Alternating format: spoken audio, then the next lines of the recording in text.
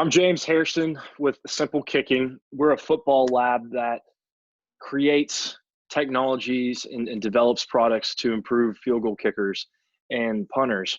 Today on our podcast and YouTube, we have an Olympian trap shooter, Brian Burrows, who recently qualified for the United States Olympics in Tokyo this summer.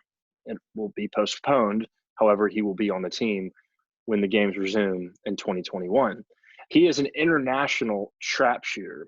And the way the game works is that a small disc flies away from him at various angles and heights, traveling upwards of 70 miles an hour.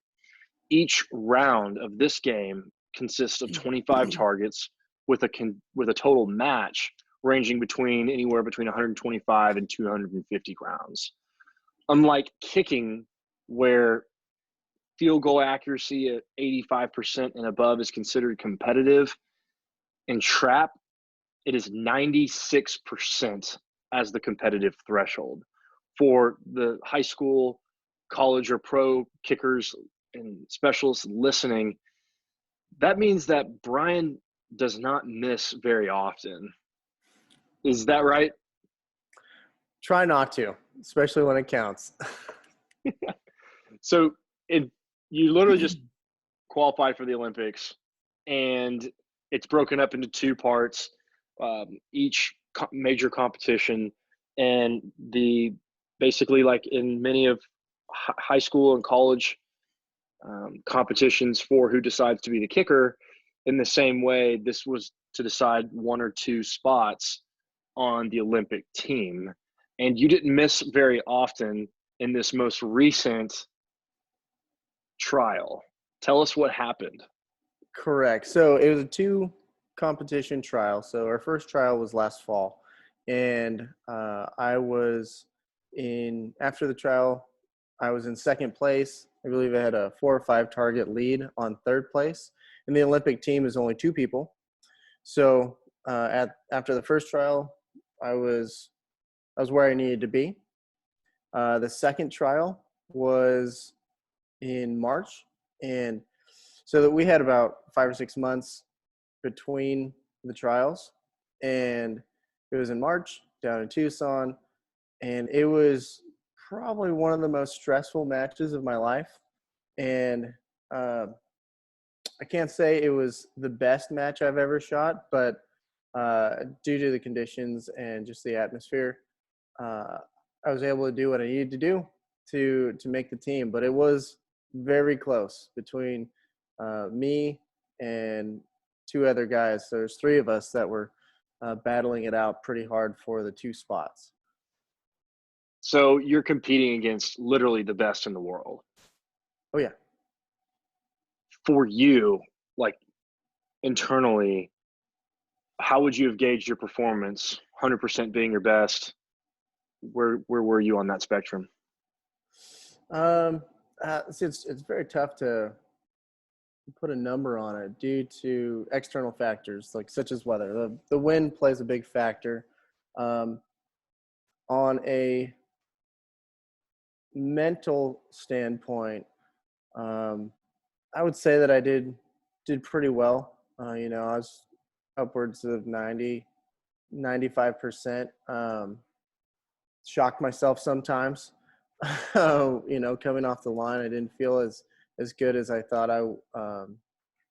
as good as I shot, but still was able to make it happen. Scoring wise, it was a little bit lower scoring, but again, it was the dynamics of the shoot were different because now we have this small group of people that we're battling back and forth with, and we're shooting right next to each other. So we know how each person's doing. If one person drops a target, now we have an opportunity to gain a target on them. Or if you drop a target, the opportunity is on the other guy. So the mental shift of this match was a little bit different. It's not typically how I like to compete, but tried to stop it, couldn't stop it, had to roll with it.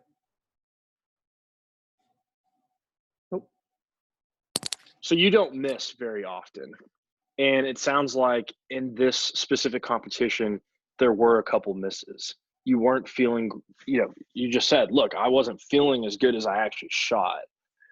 How did you deal with that? And how do you bounce back if you do miss? Because the margin is very, very small. So the first thing that, I tell myself when, kind of the chips are down or the pressure's up is that, hey, everybody misses, right? So of course I want to be 100%. That's what I strive for. But if I'm really amped up, that kind of takes a little bit of edge off. So there'll be opportunities for me to gain targets.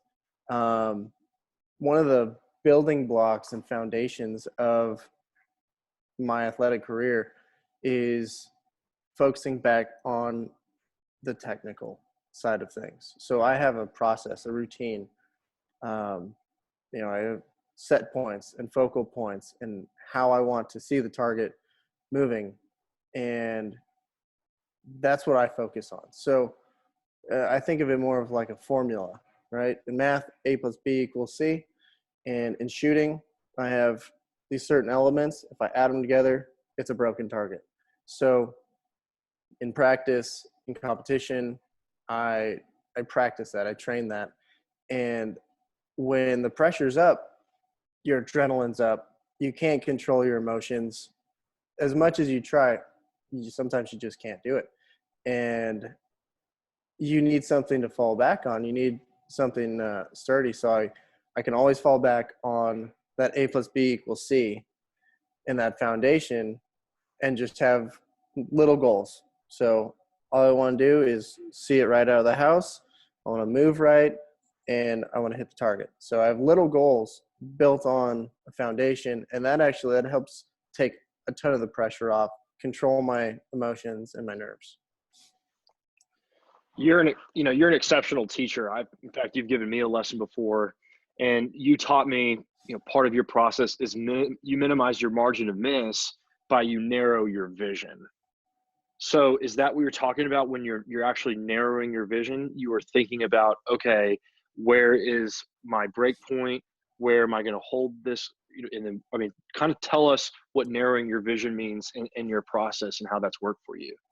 Absolutely. So as a quick summary, uh, targets come out of a trench in the ground. And so you can hold your gun on top of the trench, call pull, you'll see a target, a flash, something, you go chase it down. In essence, that's what we want to do, but you can do that in a million different ways. So what I try to do is focus on maybe my parameters. So I want to focus about 4 feet left of the machine, 4 feet right of the machine. And so I have this little window. I don't need to see past it because I don't care. I want to catch it right here. I know that I can make a good move if I catch it right there. And then looking at from that window, I can see the target come out and make a really nice line and chase it down. So I don't need to see everything out in the field. I just need to focus on 8 feet in front of the machine and focus on making a really concise move. So I don't need to go up and over and do all these crazy things. I try to make it as simple as possible. The less things that can go wrong is, that's a highlight of my my shooting career is just trying to minimize things that can go wrong. In kicking, the intention is to kick the ball to the field goal, or in your situation, the break point. The leg is the rifle. Although they are different, shooting and kicking, there's that similar minimizing, that similar vision that needs to be narrowed. In field goal kicking, you have an 18-foot, 6-inch width from the inside of the pole to the inside of the other pole. If you kick the ball within it, it's good, right? Whereas what I developed and created was the pro posts, which makes it 9 feet and 9 feet, right? So I'm really training people to minimize their focus. We've heard from sniper rifles, look, if you aim small, you miss small. Would you consider narrowing your focus, narrowing the vision? Is it considered aim small? Is your mindset when you come back aim small, miss small, or like you said, is it just something, hey, look, I focus on very simple ideas or very simple keys to my success? A little bit of both. So I try to make it as simple as possible. So I have certain things that I hit. So when I set my eyes, I want to make sure that my eyes aren't moving. My eyes are still. So I'll tell myself still eyes, and trying to catch a target that's going 70 miles an hour. And by the way, I'm trying to hit it in about a 30 to 40-yard range. Um, I have to see it pretty quickly. So I have my window. You're not going to see a complete target coming out of the house at 70 miles an hour. It's going to look like a flash or a blur. So I just want to see that blur and see a line. And so I'll chase that line up until where I can see the target clearly. And this is where the aim small, miss small comes into play. So I can go up to it. I can see a bright orange target in the sky, and that's great. And that might get me 95%, 93%, might get me 98% some days.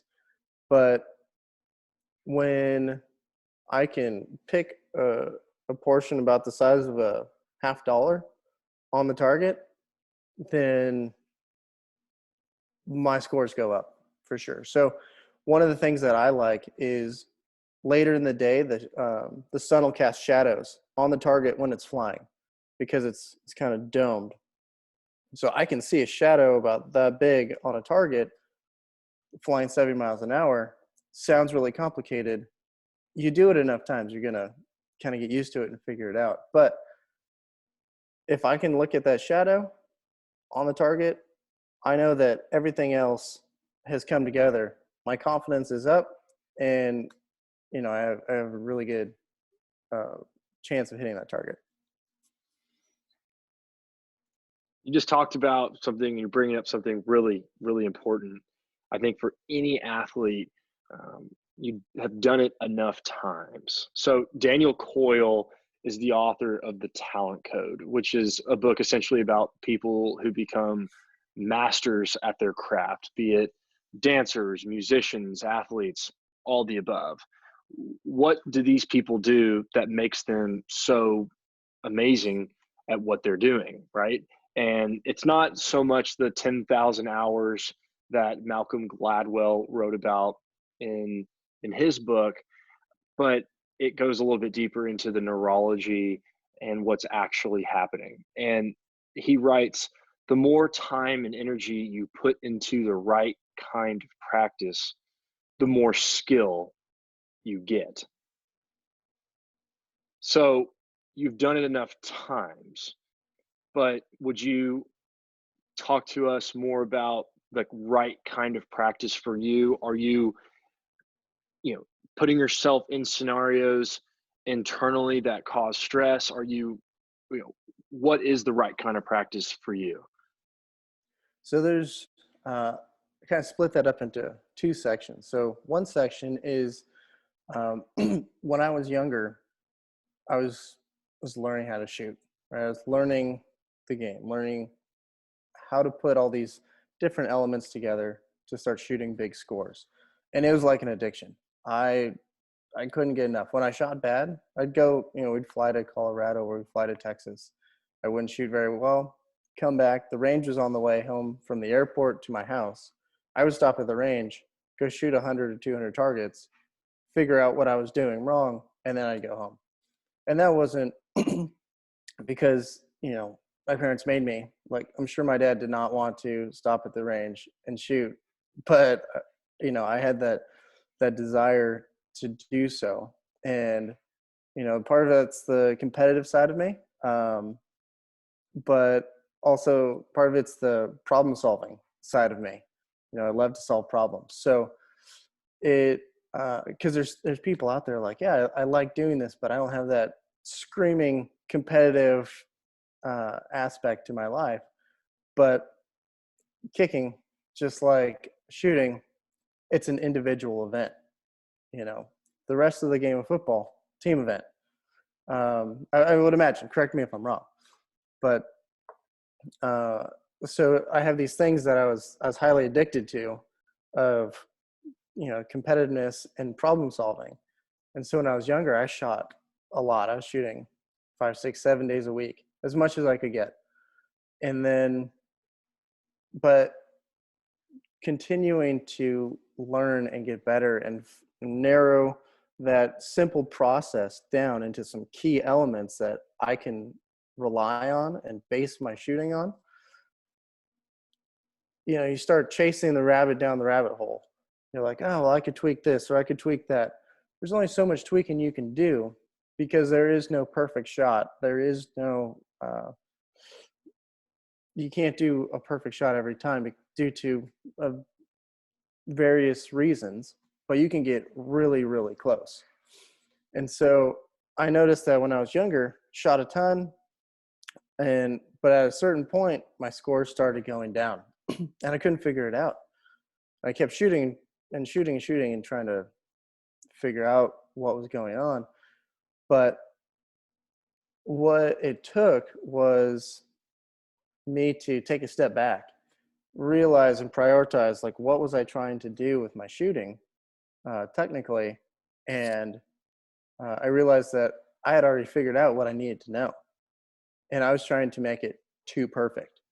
So skipping forward the last 4 or 5 years, I've been doing the less is more method. So I've already figured out how I want to shoot, the elements that I want to hit every time. I go out and practice now and make sure that I can hit those. So I'm not shooting every day. I might not shoot every week, but when I do go out, it's very honed. I have the knife. The knife is good. I just make sure that I keep the edge on it. And I work the process. If I have some tweaks I need to do, I can make some tweaks, but they're not big tweaks. Less is more. And so that's kind of how I've adapted to that. Once I figured out what to do, I don't need to, I don't need to chase it anymore. I have the skills. They're there. I just have to trust that I have the skills. And that's what going out to practice does. And I'll put myself in pressure scenarios. Hey, you're down by 4 targets. You've got 1 round to go. What are you going to do? And then, I'll go do that. Or I'll shoot with I have some teammates, and we'll bet dinner, or we'll put some money on it, or pride is a big one. And so, some of my teammates are, the team is made up of half men and half women.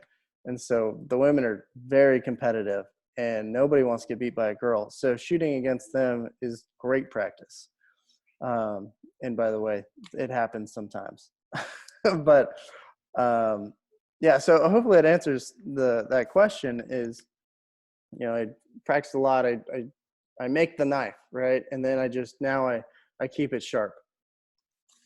You keep the knife sharp, and you've learned to develop trust within Mm-hmm. yourself, right?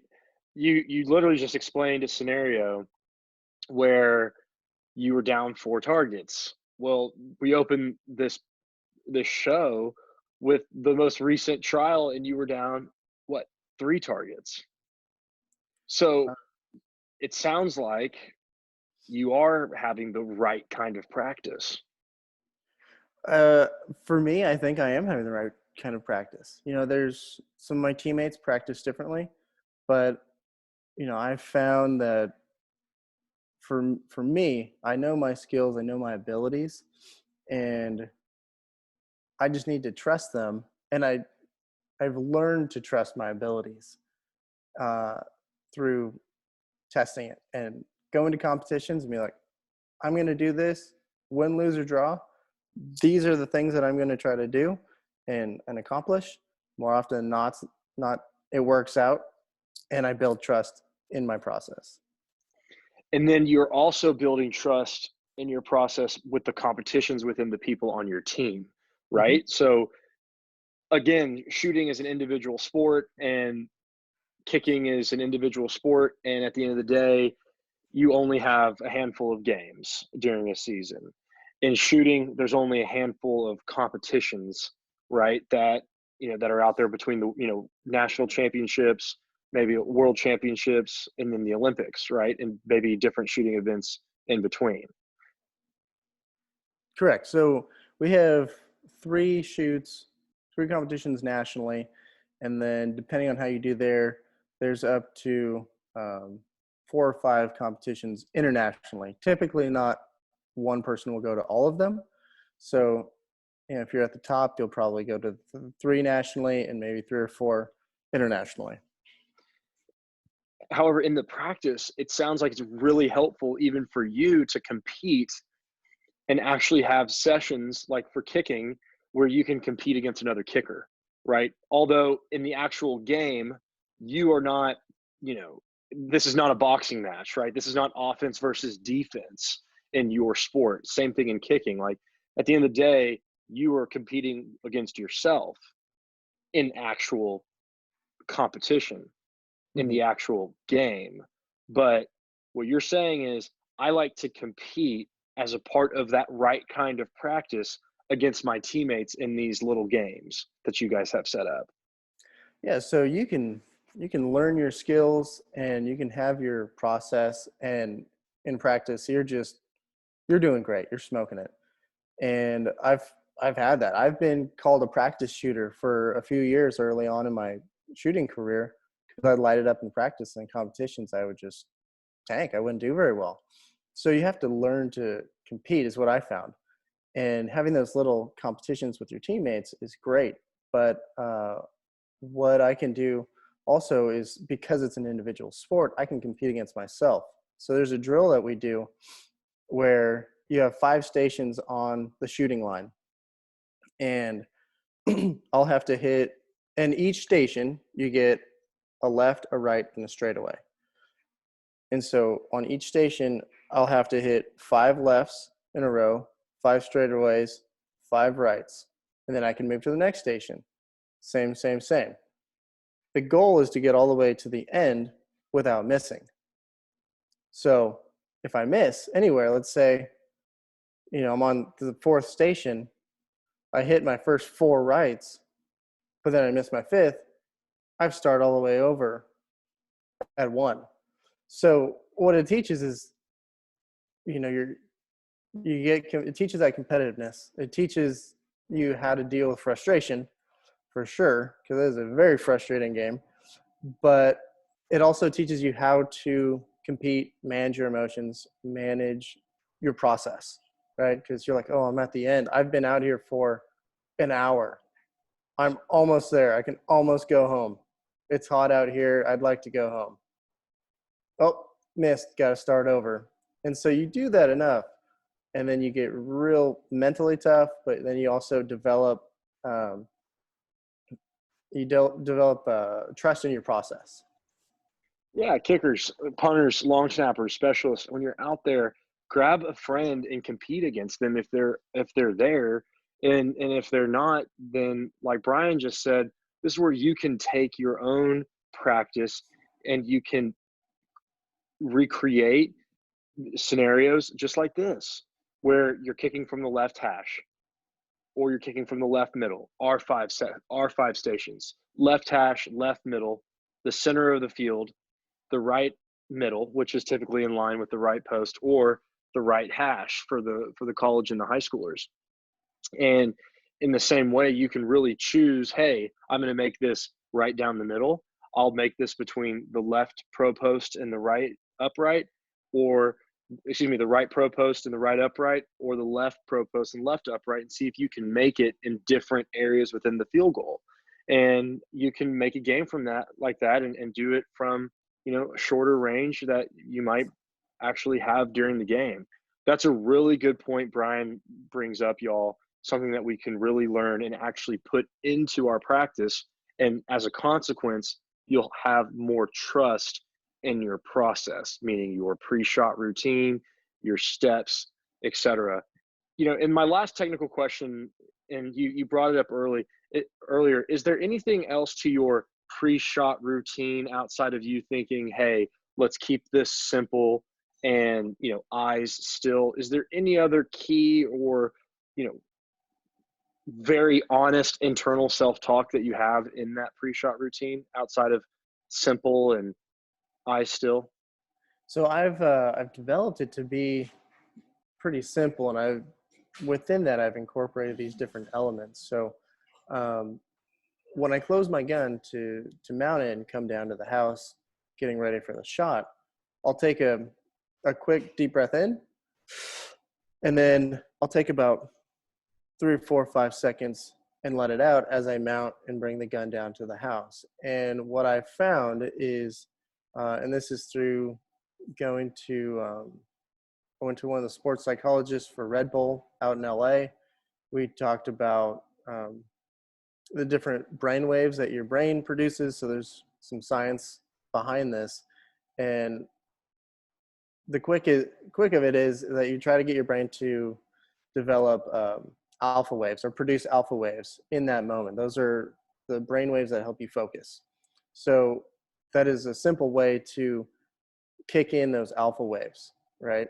And and then I just tell myself, because everybody has self-talk, that I just want to see the line and get on the line. So see the line of the target, and I'll get my gun on that line. And if I tell myself that, I mean, it's real simple. I know what it means, and I can just execute. So there's taking the deep breath and telling myself that, I've been able to create a switch. So I can flip the switch on. Now the whole world drowns out. There's nothing outside of my bubble, and it's only me and the target. Big breath, say my phrase. And sometimes my phrase will change, but that's what I'll do. And it'll flip the switch on, and it's game on mode. And that process, that practice, that competitiveness, that drive has all turned into you making the United States Olympic international trap team by one target. That Mm-hmm. margin of error is so small, and you've put in the work over the last 20 years of your life to be able to get to where you are. And Brian, we are so grateful for you to come here on the show. And my last closing question will just be, comment on how fun it is to shoot and how much you enjoy what you do. Well, shooting's fun. Just regardless, it's just fun to get out on the range. You with your friends, you're with your family, and or even if you're just by yourself, you're out there shooting. And so it's just fun regardless. But being able to compete on a high level and I've been to almost 20 countries now and competed to represent Team USA. It's on my back. Has just been phenomenal. And so being able to represent this country and be with my teammates, compete with my teammates, but also taking it a step further and winning internationally or medaling is just words can't describe it. Think of that. You put 20 years of hard work in. You're representing the country. The country is behind you. You're the delegate that they push forward. Go compete. Go represent us. And then you do your thing. You're on top of the podium, and the national anthem comes on, and your flag goes up. In that moment, everything culminates. Everything's worth it. It's the best feeling that you could ever have. Man, that's really cool. It's pretty good. Well, Brian, thanks so much for spending time and sharing your insight, your wisdom, your knowledge.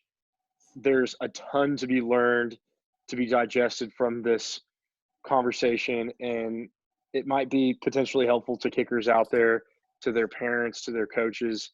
to punters or long snappers. All of our community can learn a whole lot from your community and from you.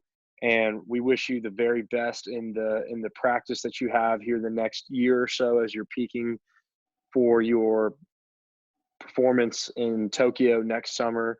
And we look forward to seeing you on stage with that gold medal. Appreciate it. Thanks for having me on.